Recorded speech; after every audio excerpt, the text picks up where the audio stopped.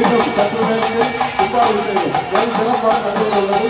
எனவே பெரியவர்களும் தாய்மார்களும் ஆன்மீக பெருமக்களும் அதனாக வந்து பூஜையை கலந்து கொண்டு சிறப்பின்படி அன்போடு வேண்டி இறுதி சென்று கொண்டிருக்கிறோம்.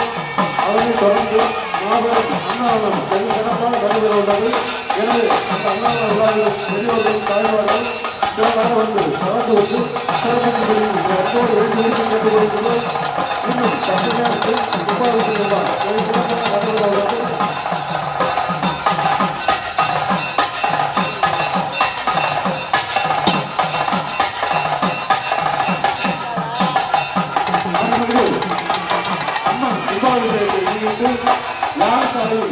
வைக்கப்பட்டுள்ள 50 காயின்கள் விற்பனை செய்யப்படுவது தேவைப்பட்டவரும் ஆண்மை பெருமக்கள் 101 வருஷம் பெற்றுக் கொள்ளும்படி அன்போடு கேட்டுக்கொள்கிறோம்.